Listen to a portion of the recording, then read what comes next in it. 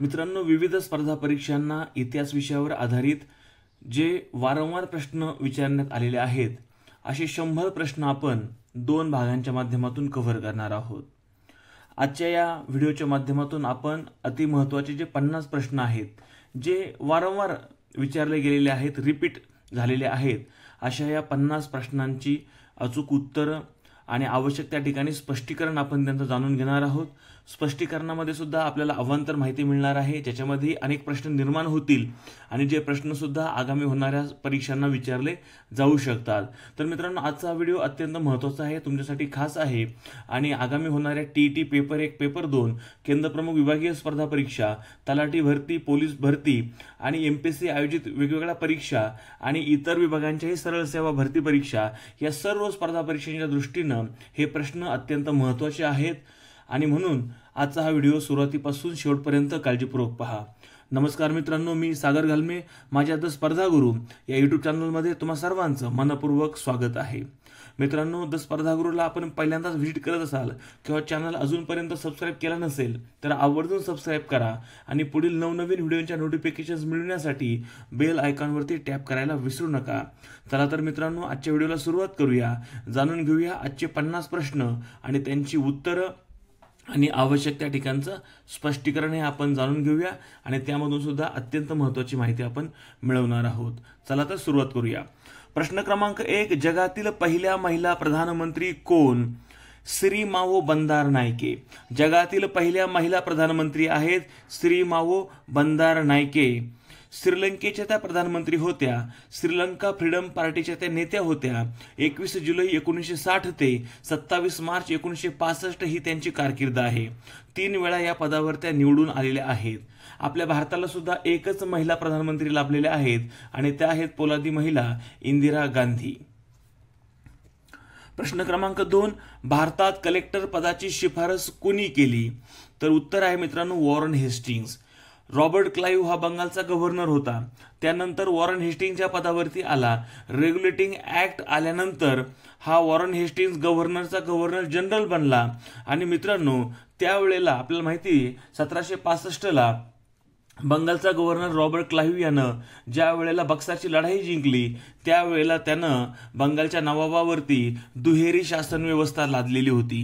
दुहेरी शासन व्यवस्था म्हणजे काय? जी खर्चिकाची संरक्षणाची बाब होती ती बंगालच्या नवाबाकडे देण्यात आली आणि ज्या ठिकाणी मलिदा मिळणार होता, फायदा होणार होता आर्थिक, असं त्या ठिकाणी महसूल जी व्यवस्था आहे, शेतसारा कर गोळा करण्याची पद्धती ही इंग्रजांच्या ताब्यामध्ये आली, ईस्ट इंडिया कंपनीच्या ताब्यामध्ये आली आणि त्यावेळेला इंग्रजांकडे गावगावापर्यंत कर गोळा करण्यासाठीचं मनुष्यबळ उपलब्ध नव्हतं आणि मग जे पूर्वीपासूनच जे त्या काळातले वतनदार, सरंजामदार किंवा जे काही जहागीरदार होते जे हे कर गोळा करण्याचं काम करायचे, अशा लोकांकडेच त्या ठिकाणी या वॉरन हेस्टिंग्सनं किंवा ईस्ट इंडिया कंपनीनं त्या ठिकाणी किंवा रॉबर्ट क्लाइव्हनं, जी सुरुवात रॉबर्ट क्लाइव्हनं केली होती, त्यांनी त्या ठिकाणी कर गोळा करण्याचे अधिकार या भारतीय लोकांनाच दिले, या अधिकाऱ्यांनाच दिले। आणि मग त्यावेळेला झालं काय की हे जे अधिकारी होते भारतीय, ते कर गोळा करायचे, त्या बदल्यामध्ये ईस्ट इंडिया कंपनी त्यांना कमिशन द्यायची आणि हा भरणा त्यांना ईस्ट इंडिया कंपनीच्या खात्यामध्ये करायला लागायचा। पण 2 असे नमुने होते, एक होता बंगालचा मोहम्मद रेझा खान आणि दुसरा होता बिहारचा राजा सीताबराय। हे काय करायचे? कर गोळा करायचे, कमिशन घ्यायचे आणि भरणा करताना त्या ठिकाणी रकमेमध्ये गफला करायची। हे सुरुवातीला ईस्ट इंडिया कंपनीच्या अधिकाऱ्यांच्या लक्षामध्ये आलं नाही, कालांतराने ते लक्षात आलं आणि लक्षात आल्यानंतर त्या ठिकाणी वॉरन हेस्टिंग्सच्या ईस्ट इंडिया कंपनीनं किंवा ईस्ट इंडिया कंपनीचा जो हा गव्हर्नर जनरल आहे वॉरन हेस्टिंग्स यानं काय केलं, त्या ठिकाणी भारतीय जे अधिकारी होते त्यांच्याकडनं कर गोळा करण्याचे अधिकार काढून घेतले आणि त्या ठिकाणी कर गोळा करणारे एक नवीन अधिकारी त्यांनी नेमला, त्यालाच कलेक्टर हे नाव दिलेलं होतं। आणि कलेक्टर पदाची शिफारस कोणी केली तर वॉरन हेस्टिंग्स यांनी केलेली आहे आणि बंगालचा मोहम्मद रेझा खान आणि बिहारचा राजा सीताबराय यांच्या कारनाम्यामुळे या पदाची निर्मिती ईस्ट इंडिया कंपनीला करावी लागलेली होती। भारतातील पहिला कलेक्टर कोण तर राल्फ शेल्डन 1773 साली हा भारतातील पहिला कलेक्टर बनला। भारतातील पहिला कलेक्टर कोण असा प्रश्न येऊ शकतो, राल्फ शेल्डन असं त्याचं नाव आहे मित्रांनो। असा प्रश्न काही यापूर्वी आलेला नाही, त्याच्यामुळे येऊ शकतो भारतातील पहिला कलेक्टर राल्फ शेल्डन 1773 साली। नंतर हे पद लगेचच 1 वर्षामध्येच त्या ठिकाणी बंद झालेलं होतं। पुन्हा 1787 साली ज्यावेळेस लॉर्ड कॉर्नवालिस भारताचे गव्हर्नर जनरल बनून त्या ठिकाणी इंग्लंडवरून भारतात आले लॉर्ड कॉर्नवॉलिस हेच ज्यांनी जे अमेरिकेमध्ये जे स्वातंत्र्य युद्ध झालं होतं, अमेरिकेच्या बाजूने जॉर्ज वॉशिंग्टन सरसेनापती होते, तसंच इंग्रजांचं नेतृत्व त्या लढाईमध्ये जो लॉर्ड कॉर्नवॉलिस यांनी केलं होतं. पराभव जरी झाला असला तरी इंग्लंडची राणी जी आहे त्यांच्यावर खुश होती आणि त्यांना भारतामध्ये गव्हर्नर जनरल म्हणून पाठवलं.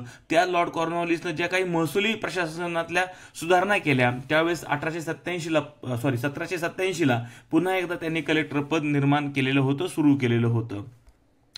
प्रश्न क्रमांक 3, कोणत्या मराठी संतांच्या रचना गुरु ग्रंथ साहिब या पवित्र ग्रंथामध्ये समाविष्ट आहेत? अचूक उत्तर आहे संत नामदेव. मित्रांनो, संत नामदेव आणि संत ज्ञानेश्वर हे एकाच काळामध्ये होऊन गेलेले संत आहेत. संत नामदेव हे संत ज्ञानेश्वरांपेक्षा 5 वर्षांनी मोठे असलेले संत होते आणि संत नामदेवांनी संपूर्ण महाराष्ट्राचं भ्रमण केल्यानंतर ते पंजाबला गेले. संत नामदेवांची कारकीर्द महाराष्ट्रानंतर सर्वात काळ पंजाबमध्ये त्यांचं वास्तव्य राहिलं. पंजाबमध्ये वास्तव्याला असताना त्यांनी हिंदी भाषेमध्ये अनेक त्या ठिकाणी रचना केल्या.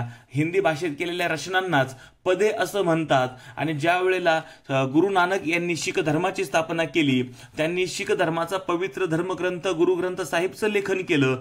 त्यावेळेला या गुरु ग्रंथ साहिबमध्ये त्यांनी संत नामदेवांची त्या ठिकाणी पदांचा समावेश केलेला आहे. आणि म्हणून हा प्रश्न, आणि या गुरु ग्रंथ साहिब या पवित्र ग्रंथामध्ये कोणत्या मराठी संतांच्या रचना आहेत? तर संत नामदेवांच्या रचना आहेत. प्रश्न क्रमांक 4, भारत स्वतंत्र होत असताना भारतीय काँग्रेसचे अध्यक्ष कोण होते? 15 ऑगस्ट 1947ला ज्यावेळेस आपला देश स्वतंत्र झाला त्यावेळेला भारतीय राष्ट्रीय काँग्रेसचे अध्यक्ष होते JB कृपलानी, अर्थात आचार्य कृपलानी. मित्रांनो, या आचार्य कृपलानींच्या पत्नी होत्या सुचेता कृपलानी. त्या उत्तर प्रदेशच्या पहिल्या महिला मुख्यमंत्री बनलेल्या होत्या. आणि त्याच वेळेला अजून एक नवीन टॅगलाईन झालेली होती. ज्यावेळेस त्यांनी उत्तर प्रदेशच्या मुख्यमंत्री म्हणून शपथ घेतली, त्या उत्तर प्रदेशच्या पहिल्या महिला मुख्यमंत्री तर बनल्याच, पण त्याच वेळेला त्या भारतातील पहिल्या महिला मुख्यमंत्री सुद्धा बनलेल्या होत्या. त्या ठिकाणी जसं भारत देशाच्या पहिल्या महिला प्रधानमंत्री इंदिरा गांधी, तसंच भारतातील कुठल्याही एका राज्याच्या ज्या पहिल्या महिला मुख्यमंत्री बनलेल्या आहेत तर त्या आहेत सुचेता कृपलानी. प्रश्न क्रमांक 5, ब्राह्मी लिपीचे वाचन सर्वप्रथम कोणी केले? तर मित्रांनो, जेम्स प्रिन्सेप यांनी केलेलं आहे. ब्राह्मी लिपी ही एक प्राचीन लिपी आहे. हे जेम्स प्रिन्सेप जे आहे ते प्राचीन भारतीय लिपीशास्त्रज्ञ होते. 1799 ते 1840 ही त्यांची कारकीर्द राहिली. ब्राह्मी आणि खरोष्टी या 2 प्राचीन लिपींचं वाचन करण्याचं श्रेय जेम्स प्रिन्सेप यांना दिलं जातं. तर मित्रांनो, असेच महत्त्वाचे प्रश्न पुढे येणार आहेत. अजूनपर्यंत तुम्ही द स्पर्धा गुरुला सबस्क्राईब केलं नसेल तर आवर्जून सबस्क्राईब करा आणि पाहत राहा आपला चॅनल द स्पर्धा गुरु. प्रश्न क्रमांक 6, मेगास्थेनिस हा कोणाचा राजदूत होता? तर तो सेल्युकसचा राजदूत होता. चंद्रगुप्ताच्या दरबारामध्ये तो आलेला राजदूत होता. त्यानं इंडिका हा ग्रंथ लिहिलेला आहे. अनेक परीक्षांना प्रश्न आलेला आहे की इंडिका ग्रंथचा रचनाकार कोण किंवा मेगास्थेनिसने कोणता ग्रंथ लिहिला? तर इंडिका. मेगास्थेनिसची रचना आहे इंडिका. तो चंद्रगुप्ताच्या दरबारामध्ये होता आणि सेल्युकसचा तो राजदूत होता.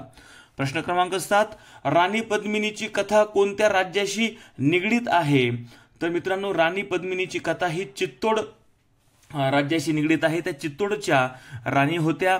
चित्तोड ही त्या काळामध्ये मेवाडची राजधानी होती आणि मेवाडला अनेक राजधान्या होत्या, त्याच्यामधली चित्तोड ही एक राजधानी होती.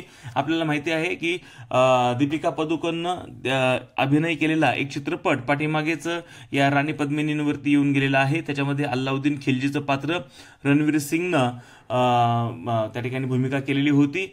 राणी पद्मिनीची भूमिकेमध्ये दीपिका पदुकोण होती आणि त्यानंतर जो राजा रतन सिंग आहे त्याच्या भूमिकेमध्ये शाहिद कपूर होता.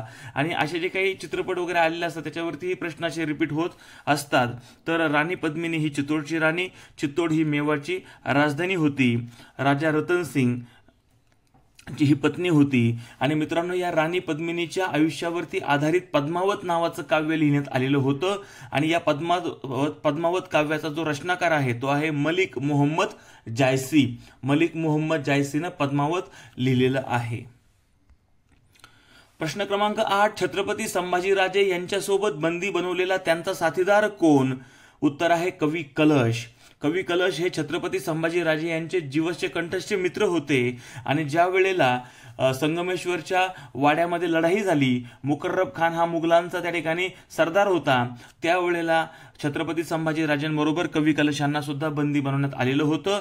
आणि मित्रांनो, छत्रपती संभाजीराजे यांचे हे जीवसचे कंठस्थ मित्र होते आणि शंभूराजांना कवी कलशांना छंदोगामात्य ही पदवी दिलेली होती. प्रश्न क्रमांक 9, स्वातंत्र्य चळवळीतील त्याला तुरुंग भिवविल किती ही कविता कोणाची आहे?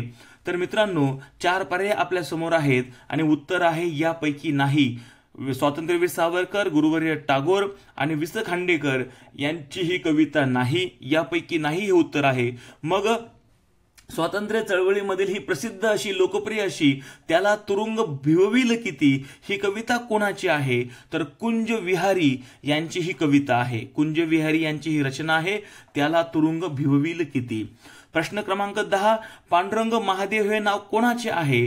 तर सेनापती बापटांचं हे नाव आहे. मित्रांनो, मुळशी सत्याग्रह जो 1921 ते 1924 या कालावधीमध्ये पुण्यामध्ये झाला होता, ज्याला आता सध्या आपण टाटा डॅम असं म्हणतात, जो मुळशी मध्ये आहे. मुळशी धरण जे आहे त्या धरणामध्ये ज्या लोकांच्या जागा गेलेल्या होत्या त्यांचं पुनर्वसन इंग्रजांनी केलेलं नव्हतं आणि त्या अन्यायाविरुद्ध आवाज उठवण्यासाठी ज्या वेळेला असहकार चळवळ महात्मा गांधीजींनी 1 ऑगस्ट 1920 ला सुरू केली, त्यावेळेला त्यानंतर 1921 ला पांडुरंग महादेव बापटांनी मुळशीमधल्या शेतकऱ्यांना सोबत घेऊन इंग्रजांच्या विरुद्ध मुळशी सत्याग्रह सुरू केला होता. 3 वर्ष तो चालला होता आणि 1924 साली हा सत्याग्रह यशस्वी झाला. म्हणजे असहकार चळवळ 1922 ला संपलेली होती, परंतु तरी सुद्धा पांडुरंग बापटांचं हे काम चालू होतं. शेवटी इंग्रज शरण आले आणि त्यांनी त्या ठिकाणी शेतकऱ्यांच्या मागण्या मान्य केल्या, शेतकऱ्यांचं पुनर्वसन झालं आणि म्हणून त्यावेळेला शेतकऱ्यांचा लढा यशस्वी झाल्याबद्दल त्यांचं नेतृत्व पांडुरंग महादेव बापटांनी केलेलं होतं. म्हणून त्या शेतकऱ्यांनी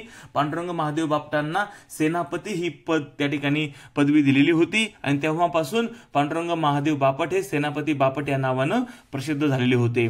मित्रांनो, हेच पांडुरंग महादेव बापट ज्या वेळेला स्वातंत्र्यवीर सावरकर इंग्लंडमध्ये होते, जे बॅरिस्टर श्यामजी कृष्ण वर्मा आणि मॅडम कामा यांनी इंग्लंडमध्ये भारतीयांच्या निवासासाठी इंडिया हाऊस सुरू केलेलं होतं. या इंडिया हाऊसमध्ये हे स्वातंत्र्यवीर सावरकरांच्या सोबत होते. सुरुवातीच्या काळामध्ये स्वातंत्र्यवीर सावरकरांचा फार मोठा पगडा सेनापती बापटांवरती होता. सुरुवातीचा काळ ते क्रांतिकारक होते.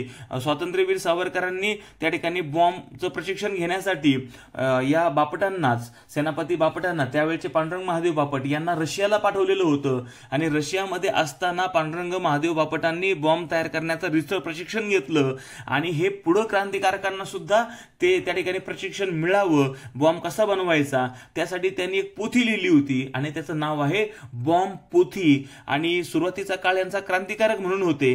नंतर भारतामध्ये आल्यानंतर, गांधीजींच्या संपर्कामध्ये आल्यानंतर गांधीजींच्या विचारांचा प्रभाव त्यांच्यावरती पडला आणि त्यांनी क्रांतिकार्य सोडून त्यानंतर ते मवाळवादी, म्हणजे जे जहालवादी होते आता ते मवाळ बनलेले होते आणि त्या ठिकाणी पुढचं आयुष्य मात्र त्यांचं त्या ठिकाणी काँग्रेसीच ते राहिले, मवाळ मतवादी राजकारण त्यांचं राहिलं. आणि अशा या सेनापती बापट जे आहेत त्यांच्याबद्दलचा हा प्रश्न. सेनापती बापटांचं 2 महत्त्वाचं काम, बॉम्बपोथीचे ते रचनाकार आहेत आणि मुळशी सत्याग्रहाचं नेतृत्व यशस्वी त्यांनी केलेलं आहे, म्हणून सेनापती बापट हे त्यांना त्या ठिकाणी पदवी मिळाली आणि तात्या या नावानं सुद्धा ते त्यांच्या गावामध्ये प्रसिद्ध होते. प्रश्न क्रमांक 11, रिझर्व्ह बँकेच्या स्थापनेपूर्वी भारतात नोटा कोणामार्फत छापल्या जात असत? उत्तर आहे ब्रिटिश भारत सरकारच्या माध्यमातून त्या ठिकाणी या नोटा छापल्या जात असायच्या. रिझर्व्ह बँक ऑफ इंडियाची स्थापना 1935 साली झाली. पहिले गव्हर्नर होते या आरबीआयचे, रिझर्व्ह बँक ऑफ इंडियाचे, ओसबॉर्न स्मिथ. 1935 ते 1937 अशी त्यांची कारकीर्द राहिली. आरबीआयचे पहिले गव्हर्नर कोण? तर ओसबॉर्न स्मिथ. या आरबीआयचे पहिले भारतीय गव्हर्नर कोण? तर सी.डी. देशमुख. 1943 ते 1949 हा त्यांचा कार्यकाळ या बँकेमध्ये राहिलेला आहे. सी.डी. देशमुख, चिंतामणराव देशमुख असं त्यांचं नाव आहे. ते आरबीआयचे पहिले भारतीय गव्हर्नर होते आणि स्वातंत्र्यानंतर सुद्धा आरबीआयचे पहिले गव्हर्नर कोण? तर सी.डी. देशमुखच होते. सर्वात जास्त काळ पदावर राहिलेले गव्हर्नर कोण? उत्तर आहे बेनेगल रामाराव. बेनेगल रामाराव हे आरबीआयच्या सर्वात जास्त काळ गव्हर्नर पदी राहिलेले व्यक्तिमत्व आहेत. आणि सर्वात कमी काळ या पदावर राहिलेले गव्हर्नर कोण? तर अमिताभ घोष. फक्त 10 दिवस ते या आरबीआयचे गव्हर्नर म्हणून या पदावरती राहिलेले होते. सर्वात जास्त बेनेगल रामाराव आणि सर्वात कमी काळ गव्हर्नर राहिले अमिताभ घोष. 20 दिवस फक्त, सॉरी मी 10 दिवस म्हटलं मगाशी, फक्त 20 दिवस अमिताभ घोष या पदावरती राहिलेले होते. प्रश्न क्रमांक 12, सविनय कायदेभंग चळवळीच्या वेळी कोणत्या शहरात मार्शल लॉ लागू करण्यात आला? उत्तर आहे सोलापूर. 6 मे 1930 ला गांधीजींच्या अटकेच्या निषेधार्थ गिरणी कामगारांनी हरताळ पुकारला आणि हा जो काही हरताळ आहे त्याच्यानुसार संपूर्ण प्रशासकीय जी काही यंत्रणा आहे ती ठप्प झालेली होती आणि लोकांना नियंत्रणात आणण्यासाठी त्या ठिकाणी मार्शल लॉ इंग्रजांनी लागू केलेला होता. आणि त्यावेळेला मल्लप्पा धनशेट्टी, श्रीकृष्ण सारडा, जगन्नाथ शिंदे, कुर्बान हुसेन यांनी त्या ठिकाणी चळवळीचं नेतृत्व केलेलं होतं. त्यांना पकडण्यात आलं आणि त्यांना फाशीची शिक्षा देण्यात आलेली होती. प्रश्न क्रमांक 13, इंडियन नॅशनल आर्मीची स्थापना कुणी केली? तर मित्रांनो, चंद्रशेखर आझाद यांनी इंडियन नॅशनल आर्मीची स्थापना केलेली आहे. वयाच्या 15व्या वर्षी असहकार आंदोलनामध्ये त्यांना अटक करण्यात आलेली होती. जे असहकार आंदोलन 1920 ला सुरू झालं, 1922 ला ते संपलेलं होतं. चौरी चौरा जी उत्तर प्रदेशमध्ये घटना झाली, हिंसाचार झाला आणि मग महात्मा गांधीजींनी ते आंदोलन थांबवलेलं होतं. त्या आंदोलनामध्ये चंद्रशेखर आझादांना तुरुंगवास झाला. ज्या वेळेला त्यांना अटक केली त्यावेळी त्यांचं वय होतं 15 वर्ष. तुरुंगामध्ये न्यायाधीशांनी विचारलं तुझं नाव काय? त्यावेळेला त्यांनी निधड्या छातीनं सांगितलं की त्या ठिकाणी माझं नाव आहे आझाद, माझ्या वडिलांचं नाव आहे स्वतंत्रता आणि माझा पत्ता आहे जेल. तेव्हापासून आझाद याच नावानं चंद्रशेखर ओळखले जाऊ लागले. चंद्रशेखर आझाद हेच त्यांचं लोकप्रिय नाव बनलं. प्रश्न क्रमांक 14, गोपाळ गणेश आगरकर यांनी खालीलपैकी कोणते वृत्तपत्र सुरू केले? उत्तर आहे सुधारक. केसरीचे ते पहिले संपादक होते. केसरी हे मराठी वृत्तपत्र लोकमान्य टिळकांनी सुरू केलं, त्याचे ते पहिले संपादक होते. नंतर या मित्रांच्या आधी सामाजिक सुधारणा की राजकीय सुधारणा यावर मतभेद झाले. गोपाळ गणेश आगरकरांचा सामाजिक सुधारणाकडे कल होता आणि 1887 ला दोघा मित्रांचे त्या ठिकाणी 2 मार्ग बनले आणि मग त्यावेळेला गोपाळ गणेश आगरकरांनी स्वतःचं म्हणणं जे काय आहे किंवा त्या काळाची परिस्थिती मांडण्यासाठी सुधारक हे वृत्तपत्र सुरू केलेलं होतं. प्रश्न क्रमांक 15, ज्ञानेश्वरांनी ज्ञानेश्वरी कोठे लिहिली? तर ज्ञानेश्वरांनी ज्ञानेश्वरी नेवासे या ठिकाणी लिहिली. नेवासे जे अहिल्यानगर मध्ये आहे, अहिल्यानगर जिल्ह्यामध्ये आहे आणि या नेवासेमध्ये जो पैसखांब आहे त्याला पाठ टेकून ज्ञानेश्वरांनी ज्ञानेश्वरी लिहिलेली होती. ज्ञानेश्वरी लिहून घेणारे लेखक कोण होते? तर सच्चिदानंद बाबा होते. ही अत्यंत महत्वाची माहिती आहे मित्रांनो, यावर प्रश्न येऊ शकतो. ज्ञानेश्वरी लिहून घेणारे लेखक कोण? तर सच्चिदानंद बाबा. ज्ञानेश्वरीचे पहिले भाष्यकार कोण? संत निवृत्तीनाथ महाराज. ज्ञानेश्वरीचे पहिले संशोधक कोण? संत एकनाथ. आणि ज्ञानेश्वरीचे पहिले संकलनकार कोण? संत महिपती महाराज. संत महिपती महाराज आपल्याला हे बाकीचे संत तर माहिती आहेतच, तर संत महिपती महाराज हे सर्वात जास्त जवळजवळ 224 संतांचं त्यांनी चरित्र लिहिलं आहे आणि ते अहिल्यानगर जिल्ह्यातील राहुरी तालुक्यातील ताहराबाद या गावामध्ये त्यांची समाधी आहे. संत महिपती महाराज हे ज्ञानेश्वरीचे पहिले संकलनकार आहेत आणि ज्ञानेश्वरीचे पहिले प्रसारक आहेत संत नामदेव. संत नामदेव आणि संत ज्ञानेश्वर हे एकाच काळामध्ये होऊन गेलेले आहेत. संत नामदेव संत ज्ञानेश्वरांपेक्षा 5 वर्षांना मोठे होते आणि संत ज्ञानेश्वरांची कारकीर्द फार अल्पकाळ राहिली आणि त्यानंतर संत नामदेवांनी संपूर्ण भारतभर ज्यावेळेस भ्रमण केलं त्यावेळेला ज्ञानेश्वरीचा त्यांनी प्रसार केलेला होता. आजही 700 वर्षानंतर आपण ज्ञानेश्वरीचं घराघरांमध्ये त्या ठिकाणी वाचन केलं जातं. आता हे अत्यंत महत्वाचे प्रश्न. याच्यातला अजून एक महत्वाचा प्रश्न पहा, संत ज्ञानेश्वरांनी ज्ञानेश्वरी लिहिली पण त्यांनी तिला भावार्थ दीपिका असं नाव दिलेलं होतं. संत ज्ञानेश्वरांनी ज्ञानेश्वरीचं नाव भावार्थ दीपिका दिलेलं होतं. त्यांनी अमृतानुभव नावाचा एक अजून ग्रंथ लिहिला आहे. ज्या वेळेला संत ज्ञानेश्वरानंतर 200-250-300 वर्षानंतर संत एकनाथांची कारकीर्द सुरू झाली त्यावेळेला संत ज्ञानेश्वरी म्हणजे लिहिलेल्या या भावार्थ दीपिकेचा जे काही संशोधन आहे संत एकनाथांनी केलं, त्याचं व्यवस्थित त्या ठिकाणी संकलन केलं आणि मित्रांनो या संत एकनाथांनी भावार्थ दीपिकेचं नाव बदलून ज्ञानेश्वरी हे नाव दिलेलं आहे. म्हणजे प्रश्न आलाच की ज्ञानेश्वरी हे नाव कोणी दिलं, तर संत एकनाथांनी दिलेलं आहे. हा एक अत्यंत महत्वाचा प्रश्न. प्रश्न क्रमांक 16, औद्योगिक क्रांती हा शब्दप्रयोग टिंबटिंब याने सर्वप्रथम प्रचलित केला. अर्नॉल्ड टायम्बी. अर्नॉल्ड टायम्बी यानं औद्योगिक क्रांती हा शब्दप्रयोग सगळ्यात पहिल्यांदा प्रचलित केला. प्रश्न क्रमांक 17, टिंबटिंब या दिवशी रायगडावर छत्रपती शिवाजी महाराजांचा राज्याभिषेक झाला. 6 जून 1674 रोजी दुर्गेश्वर रायगड येथे छत्रपती शिवाजी महाराजांचा राज्याभिषेक झाला आणि स्वराज्याला पहिले छत्रपती त्या ठिकाणी मिळालेले होते. प्रश्न क्रमांक 18, 1772 मध्ये टिंबटिंब या पेशव्याचा मृत्यू झाला. माधवराव पेशवे यांचा मृत्यू 1772 ला झाला आणि त्यांच्या मृत्यूनंतर ग्रँडप हा जो इंग्रजांचा इतिहासकार आहे त्यानं वर्णन करून ठेवलेलं आहे की पानिपतच्या लढाईमध्ये मराठ्यांचं जेवढं नुकसान झालं नाही त्याहून कित्येक पटीनं अधिक नुकसान हे माधवराव पेशव्यांच्या अकाली निधनामुळे झालेलं आहे. असं हे एक अत्यंत प्रभावी असं एक अल्पकाळ म्हणजे 1761 ते 1772 ही त्यांची कारकीर्द आणि या कारकिर्दीमध्ये त्यांनी पुन्हा एकदा वैभव त्या ठिकाणी मराठ्यांचं निर्माण केलेलं होतं आणि म्हणून हे गौरवोद्गार त्या ठिकाणी ग्रँडअपनं माधवराव पेशवे यांच्याबद्दल काढलेले होते. प्रश्न क्रमांक 19, सोलापूर येथील सत्याग्रहात खालीलपैकी कोणाचा समावेश नव्हता. अचूक उत्तर आहे पर्याय क्रमांक ड, वासुदेव गोगटे. मगाशीच आपण पाहिलं की मल्लप्पा धनशेट्टी, कुर्बान हुसेन, श्रीकृष्ण सारडा यांना या चळवळीचं नेतृत्व केल्याबद्दल सविनय कायदेभंगामध्ये त्या काळातली ही घटना आहे आणि हे 3 पहिले जे नाव आहेत अबक हे या घटनेशी संबंधित आहेत. वासुदेव गोगटे यांचा काही समावेश किंवा संबंध या सत्याग्रहाशी नव्हता. प्रश्न क्रमांक 20, गोवा युथ लीग ही संघटना खालीलपैकी कोणी स्थापन केली. तर डॉक्टर टी.बी. कुन्हा यांनी ही गोवा युथ लीग स्थापन केली आणि यांनीच पुढे त्या ठिकाणी म्हणजे भारताला स्वातंत्र्य मिळाल्यानंतर सुद्धा गोवा हे स्वतंत्र झालेलं नव्हतं. गोवा मुक्ती संग्राम यांनी सुरू केला डॉक्टर टी.बी. कुन्हा यांनी आणि मग 1961 रोजी पोर्तुगीजांनी गोवा भारताच्या स्वाधीन केला आणि पोर्तुगीज भारतातून निघून गेले. सर्वात अगोदर भारतात आलेले पोर्तुगीज आणि सर्वात शेवटी निघून गेलेले युरोपियन म्हणजे सुद्धा पोर्तुगीज. प्रश्न क्रमांक 21, पुढीलपैकी कोणता नेता अलिप्त राष्ट्रांच्या चळवळीशी संबंधित नाही. 4 पर्याय आपल्या समोर आहेत. अचूक उत्तर आहे आयसेनहॉवर हा अलिप्त राष्ट्रांच्या चळवळीशी संबंधित नाही.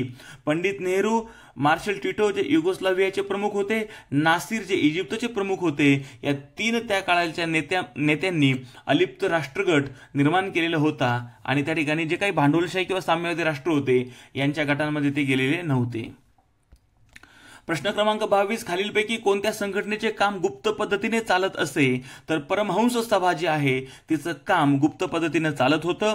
1849 साली मुंबई या ठिकाणी दादोबा पांडुरंग तळखडकर यांनी परमहंस सभा स्थापन केलेली होती आणि या परमहंस सभेचं त्या ठिकाणी विचारांचा प्रचार करण्यासाठी दादोबा पांडुरंग तळखडकरांनी एक काव्यग्रंथ लिहिलेला होता. त्याचं नाव आहे पारमहंसिक ब्राह्मधर्म आणि दादोबा पांडुरंग तळखडकरांनाच मराठी भाषेचे व्याकरणकार किंवा मराठी भाषेचे पाणिनी असं सुद्धा म्हणतात. प्रश्न क्रमांक 23, गुलामगिरी हा ग्रंथ कोणी लिहिला. तर मित्रांनो हे जे काही पर्याय दिलेले आहेत त्यापैकी अचूक उत्तर आहे यापैकी नाही. गुलामगिरी हा ग्रंथ महात्मा फुले यांनी लिहिलेला आहे. प्रश्न क्रमांक 24, खालीलपैकी कोणते समाजसुधारक अल्पजीवी ठरले. गोपाळ गणेश आगरकर हे अल्पजीवी ठरलेले आहेत. 39 वर्ष एवढंच त्यांना आयुष्य लाभलं. 1856 ते 1895 ही त्यांचा जीवनकाल आहे. प्रश्न क्रमांक 25, विधवा विवाहोत्तेजक मंडळाची स्थापना खालीलपैकी कोणी केली. महर्षी धोंडो केशव कर्वे यांनी विधवा विवाहोत्तेजक मंडळाची स्थापना केली आहे. मित्रांनो महर्षी धोंडो केशव कर्वे यांचं काम प्रचंड आहे. त्यांनी अनेक शिक्षण संस्था सुद्धा सुरू केल्या आणि महर्षी धोंडो केशव कर्वे यांचा जन्म साल आहे 1858 आणि 1958ला ज्यावेळेला त्यांना 100 वर्ष पूर्ण झालेली होती त्यावेळेला भारत सरकारनं त्यांना भारतरत्न पुरस्कार देऊन सन्मानित केलेलं होतं. वयाच्या 100व्या वर्षी भारतरत्न पुरस्काराचे मानकरी ठरलेले ते एकमेव व्यक्तिमत्व आहेत महर्षी धोंडो केशव कर्वे.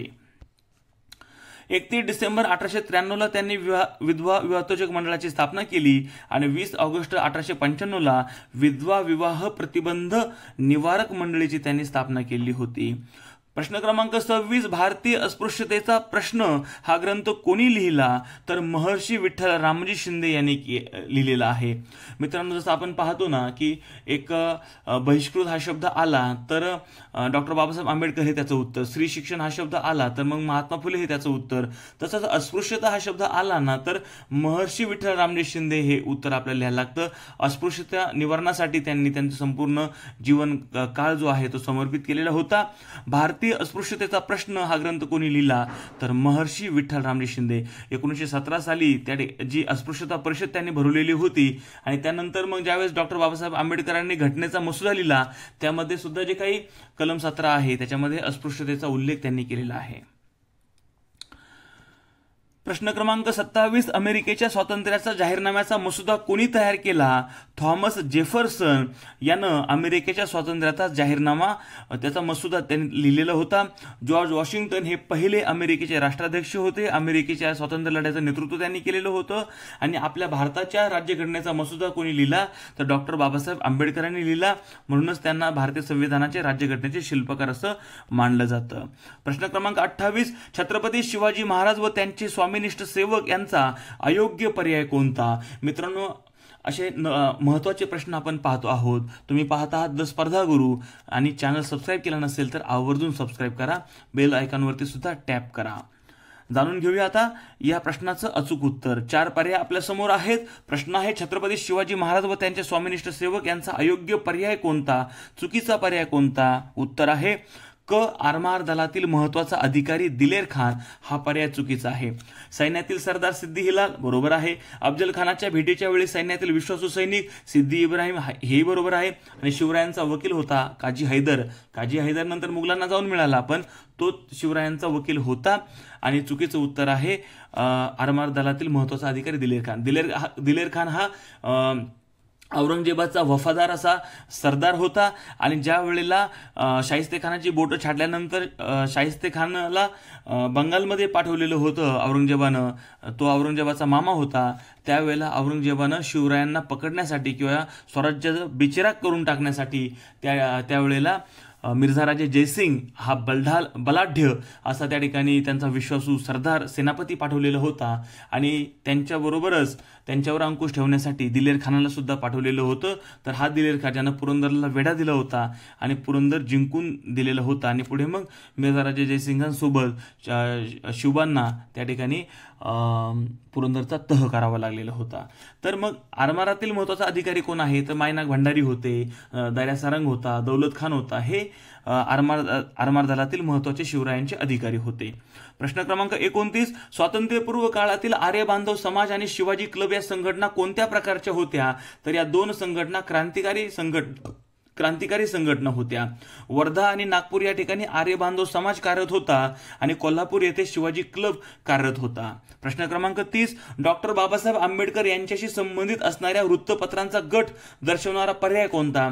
कोणते वृत्तपत्र त्या ठिकाणी डॉक्टर बाबासाहेब आंबेडकरांनी सुरू केले? तर समता, जनता, मूकनायक, बहिष्कृत भारत, प्रबुद्ध भारत. प्रश्न क्रमांक 31, खालीलपैकी कोणत्या व्हाईसरॉयच्या काळात भारतीय न्यायाधीशांना युरोपियन आरोपीचे खटले चालविण्याचा अधिकार देणारे इल्बर्ट बिल मांडलं गेलं? मित्रांनो, लॉर्ड रिपनच्या काळामध्ये हे बिल मांडलं गेलेलं होतं. 2 फेब्रुवारी 1883 ही घटना आहे. या दिवशी हे इल्बर्ट बिल मांडण्यात आलेलं होतं आणि त्यावेळेला अनेक इंग्रज वकिलांचे टीकाकार लॉर्ड रिपन बनलेले होते. मात्र कसलीही पर्वा न करता त्यांनी युरोपियन लोकांचे खटले चालवण्याचा अधिकार भारतीय वकिलांना दिलेला होता. अशा प्रकारची ही सुधारणा या व्यक्तिमत्वानं केलेली होती. प्रश्न क्रमांक 32, ब्राह्मो समाज व आर्य समाज यांच्या शिकवणुकीत खालीलपैकी कोणत्या मुद्द्यावर एकमत नाही? तर उत्तर आहे वेद प्रामाण्यास मान्यता. या मुद्द्यावरती दोघांमध्ये एकमत नव्हतं. ब्राह्मो समाजाची स्थापना राजा राम मोहन रॉय यांनी 20 ऑगस्ट 1828 ला कलकत्ता या ठिकाणी केली. तर आर्य समाजाची स्थापना स्वामी दयानंद सरस्वती यांनी मुंबईमध्ये 10 एप्रिल 1875 रोजी केलेली होती. प्रश्न क्रमांक 33, चितगाव कटात सहभागी असलेल्या खालीलपैकी कोणत्या युवतींनी कलेक्टर स्टीव्हन्सनशी गोळ्या घालून हत्या केली? तर शांती घोष आणि सुनीती चौधरी या 2 क्रांतिकारक मुलींनी स्टीव्हन्सन कलेक्टरची गोळ्या घालून हत्या केलेली होती. प्रश्न क्रमांक 34, जालियनवाला बाग या कवितेचे कवी कोण? तर कवी कुसुमाग्रज यांनी जालियनवाला बाग ही कविता लिहिलेली आहे. प्रश्न क्रमांक 35, खालीलपैकी कोणत्या ग्रंथाचे कर्तृत्व संत ज्ञानेश्वरांकडे जात नाही? तर हरिविजयचं कर्तृत्व किंवा हरिविजय हा ग्रंथ जो आहे त्याची निर्मिती संत ज्ञानेश्वरांनी केलेली नाही. संत ज्ञानेश्वरांनी चांगदेव पासष्टी, अमृतानुभव आणि भावार्थ दीपिका म्हणजे ज्ञानेश्वरी या 3 ग्रंथांची निर्मिती संत ज्ञानेश्वरांनी केलेली आहे. प्रश्न क्रमांक 36, भारतीय संगीताचा पाया मानला जाणारा वैदिक काळातील ग्रंथ कोणता? अचूक उत्तर आहे सामदेव. सामदेव हा जो काही 4 वेदांमधील एक महत्त्वाचा वेद आहे, या सामदेवामध्ये भारतीय संगीताचा पाया घातला गेलेला आहे.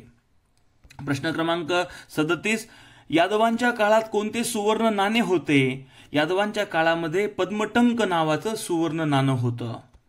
प्रश्न क्रमांक 38, लाला लजपतराय यांनी खालीलपैकी कोणत्या पुस्तकाचे लेखन केलेले नाही?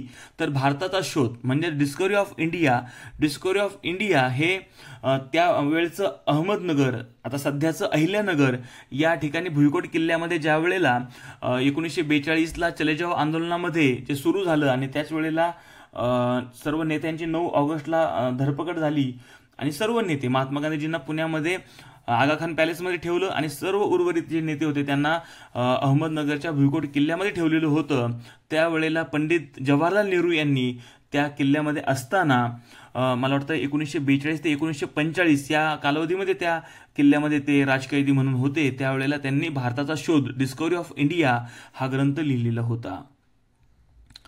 लाला लजपतराय यांनी कोणती पुस्तकं लिहिली? तर यंग इंडिया, महान अशोक, छत्रपती शिवाजी हे 3 पुस्तकं लाला लजपतराय यांनी लिहिलेली आहेत आणि त्यांना पंजाब केसरी असं सुद्धा म्हणतात. प्रश्न क्रमांक 39, सध्या महाराष्ट्रात असलेले कोणते जिल्हे 1947 साली स्वतंत्र भारतामध्ये समाविष्ट झालेले नव्हते? तर परभणी, नांदेड आणि बीड हे जे 3 जिल्हे आहेत ते त्यावेळेला हैदराबाद संस्थानामध्ये होते आणि म्हणून ज्यावेळेस स्वातंत्र्य मिळालं त्यावेळेला हे जे 3 जिल्हे आहेत ते स्वतंत्र भारतामध्ये समाविष्ट झालेले नव्हते. कालांतराने ज्यावेळेस हैदराबाद मुक्तीसंग्राम झाला आणि हैदराबाद ज्यावेळेस भारतात विलीन झालं त्यावेळेस हे 3 जिल्हे सुद्धा भारतामध्ये विलीन झाले. प्रश्न क्रमांक 40, भारतात 1950 पूर्वी 26 जानेवारी हा दिवस कोणता दिन म्हणून साजरा केला जात असे? तर मित्रांनो 26 जानेवारी हा जो दिवस होता तो 1950 पूर्वी म्हणजे 1949 पर्यंत स्वराज्य दिन म्हणून साजरा केला जात होता.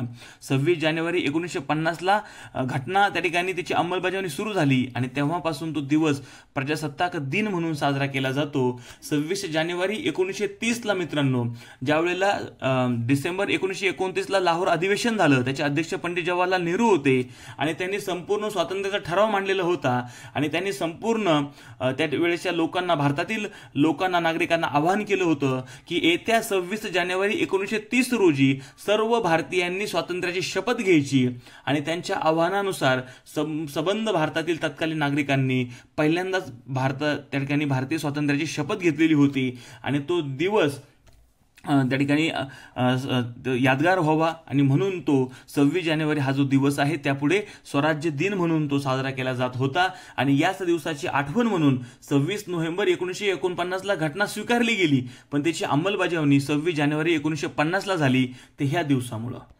प्रश्न क्रमांक 41, राष्ट्रीय सभेची स्थापना कोणी केली? तर ॲलन ऑक्टोवियम ह्यूम A.O. ह्यूम या ब्रिटिश अधिकाऱ्यानं राष्ट्रीय सभेची स्थापना केलेली आहे 1885ला. प्रश्न क्रमांक 42, दादाभाई नौरोजी यांना खालीलपैकी काय म्हणून ओळखले जाते? तर त्यांना भारतीय राजकारणाचे पितामह असं म्हटलं जातं. त्यांनीच जे काही जो चतुसूत्री कार्यक्रम होता तोही त्यांनीच मांडलेला होता आणि फार मोठे अर्थतज्ञ ते होते. प्रश्न क्रमांक 43, असहकार चळवळीची सुरुवात कधी झाली? 1 ऑगस्ट 1920 रोजी असहकार चळवळीची त्या ठिकाणी आंदोलनाची सुरुवात महात्मा गांधीजींनी सुरू केलेलं होतं. एक नेतृत्व नवं काँग्रेसला किंवा भारतीयांना त्यावेळेस मिळालेलं होतं आणि त्याच दिवशी 1 ऑगस्ट 1920ला जहालमतवादी नेते, भारतीय असंतोषाचे शिल्पकार, भारतीय असंतोषाचे जनक लोकमान्य बाळ गंगाधर टिळकांचं त्याच दिवशी निधन झालेलं होतं. प्रश्न क्रमांक 44, वंदे मातरम हे मुखपत्र कोणी सुरू केले? तर अरविंद घोष यांनी वंदे मातरम हे मुखपत्र सुरू केलेलं होतं. प्रश्न क्रमांक 45, 1936 साली महाराष्ट्रात राष्ट्रीय सभेचे अधिवेशन खालीलपैकी कोणत्या ठिकाणी झाले होते? तर फैजपूर या ठिकाणी झालं होतं. अनेक वेळेला या फैजपूरवरती मित्रांनो प्रश्न विचारण्यात आलेला आहे, कारण की फैजपूर हे ग्रामीण भागातलं ठिकाण होतं आणि पहिलं ग्रामीण भागातलं अधिवेशन कोणतं? तर हे फैजपूर, आणि महाराष्ट्रातील जळगाव जिल्ह्यामधलं हे फैजपूर हे गाव आहे. याचे अध्यक्ष होते पंडित जवाहरलाल नेहरू. प्रश्न क्रमांक 46, स्वतंत्र भारताचे पहिले गृहमंत्री कोण? सरदार वल्लभभाई पटेल हे स्वतंत्र भारताचे पहिले गृहमंत्री आहेत आणि सर्वाधिक जे काही संस्थान आहेत त्यांचं विलिनीकरण सरदार वल्लभभाई पटेलांनी भारतामध्ये घडून आणलेलं होतं. प्रश्न क्रमांक 47, सन 1916 मध्ये महिला विद्यापीठाची स्थापना कोणी केली? अचूक उत्तर आहे महर्षी धोंडो केशव कर्वे यांनी केलेली आहे. महिला विद्यापीठ, ज्याला SNDT विद्यापीठ असं म्हणून सध्या आपण ओळखतो, 3 जून 1916 रोजी या महिला विद्यापीठाची स्थापना झाली होती. ते भारतातलं पहिलं महिला विद्यापीठ होतं. 1920 मध्ये स्थापना झाल्यानंतर 4 वर्षांनी जे मुंबईमधील एक प्रसिद्ध व्यापारी होते शेठ विठ्ठलदास ठाकरसी यांनी त्यांच्या आईच्या स्मरणार्थ 15 लाख रुपयांची देणगी या महिला विद्यापीठाला दिलेली होती. आणि मग त्यांचे जे काही उपकारांची परतफेड आहे ती महर्षी अण्णासाहेब कर्वे यांनी त्यांच्या विठ्ठलदास ठाकरसी यांच्या आईचं नाव श्रीमती नाथीबाई दामोदर ठाकरसी हे या विद्यापीठाला दिलं आणि या महिला विद्यापीठाचं नामकरण झालं श्रीमती नाथीबाई दामोदर ठाकरसी महिला विद्यापीठ. आणि याचा जो काही शॉर्ट फॉर्म आहे SNDT महिला विद्यापीठ या नावानं आता हे विद्यापीठ ओळखलं जातं आहे. त्याचं मुख्यालय आहे मुंबईमध्ये. प्रश्न क्रमांक 48, खालीलपैकी मराठी वृत्तपत्राचे जनक म्हणून कोणाला ओळखलं जातं? तर आचार्य बाळशास्त्री जांभेकर हे मराठी वृत्तपत्राचे जनक आहेत. दर्पणकार म्हणून त्यांना ओळखलं जातं. दर्पण हे पहिलं मराठी वृत्तपत्र त्यांनी सुरू केलेलं होतं. एल्फिस्टन कॉलेजातील पहिले भारतीय असिस्टंट प्रोफेसर ते होते. आणि मित्रांनो 1832ला त्यांनी मराठीतील पहिलं वृत्तपत्र दर्पण हे सुरू केलेलं होतं. 6 जानेवारी 1832ला त्यांनी ते सुरू केलं आणि म्हणून तो जो दिवस आहे तो भारतामध्ये पत्रकार दिन म्हणून सुद्धा साजरा केला जातो. प्रश्न क्रमांक 49, रयत शिक्षण संस्थेची स्थापना कोणी केली? तर कर्मवीर भाऊराव पाटलांनी, कर्मवीर अण्णांनी रयत शिक्षण संस्थेची स्थापना 1919 साली सातारा जिल्ह्यातील काले या गावामध्ये केलेली होती 4 ऑक्टोबर 1919ला. या शिक्षण संस्थेचं जे काही ब्रीद वाक्य आहे ते स्वावलंबी शिक्षण हेच आमचे ब्रीद, असं हे त्याचं ब्रीद होतं. आणि आजच्या या व्हिडिओचा शेवटचा प्रश्न आहे, इंडिया हाऊसची स्थापना इंग्लंडमध्ये टिंबटिंब यांनी केली. तर बॅरिस्टर श्यामजी कृष्ण वर्मा यांनी इंडिया हाऊसची स्थापना लंडनमध्ये केलेली होती आणि भारतीय क्रांतिकारकांचं इंग्लंडमध्ये राहण्याचं हे ठिकाण होतं. तर मित्रांनो अशा पद्धतीनं 1905 साली इंडिया हाऊसची स्थापना झालेली होती आणि स्वातंत्र्यवीर सावरकर, सेनापती बापट, अनेक जे काही भारतामधले वेगवेगळ्या प्रांतामधून गेलेले क्रांतिकारक होते ते या भागामध्ये या इंडिया हाऊसमध्ये राहायचे.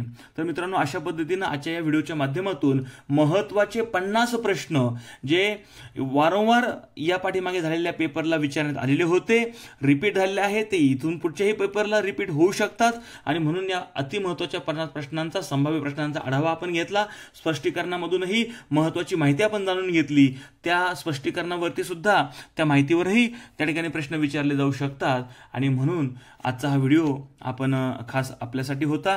अत्यंत महत्त्वाची माहिती आपण जाणून घेतली. संपूर्ण व्हिडिओ आपण पाहिला त्याबद्दल मित्रांनो मी आपला आभारी आहे. आजचा व्हिडिओ जर तुम्हाला आवडला असेल तर नक्कीच या व्हिडिओला लाईक करा. तुमच्या काही सूचना असतील तर कमेंट बॉक्समध्ये कमेंट करा. आपल्या मित्रांना आणि आपल्या व्हॉट्सअप ग्रुप्समध्ये शेअर करायला हा व्हिडिओ विसरू नका. आणि अजूनही चॅनल सबस्क्राईब केला नसेल तर आवर्जून सबस्क्राईब करा. या चॅनलची लिंक आपल्या मित्रांपर्यंत पाठवा आणि नवनवीन व्हिडिओसाठी पाहत रहा आपला चॅनल द स्पर्धा गुरु. मित्रांनो द स्पर्धा गुरु या यूट्यूब चॅनलच्या माध्यमातून नवनवीन व्हिडिओच्या माध्यमातून आपण भेटत राहतोच. मात्र पेपरची तयारी करण्यासाठी सराव पेपर फार महत्त्वाचे आहे, सराव फार महत्त्वाचा आहे आणि म्हणून वेगवेगळ्या ज्या काही स्पर्धा आहेत, या परीक्षा आहेत, या परीक्षांचं टेस्ट सिरीज ज्या आहेत त्या विनामूल्य स्वरूपामध्ये मोफत आपल्या या www.thesparthaguru.com या वेबसाईटवरती आपल्याला उपलब्ध आहेत. आवर्जून आमच्या या वेबसाईटला भेट द्या आणि या मोफत ज्या टेस्ट सिरीज आहेत त्यांचा लाभ घ्या आणि सराव करा, कारण की सराव फार महत्त्वाचा आहे. ज्याही आपण स्पर्धा परीक्षांची तयारी करत आहात, या सर्व स्पर्धा परीक्षांच्या तयारीसाठी तुम्हाला मनापासून द स्पर्धा गुरूकडनं खूप खूप शुभेच्छा. पुन्हा एकदा नवीन व्हिडिओच्या माध्यमातून लवकरच भेटूया. आपण संपूर्ण व्हिडिओ पाहिला त्याबद्दल पुन्हा एकदा मी आभारी आहे. जय हिंद, जय महाराष्ट्र.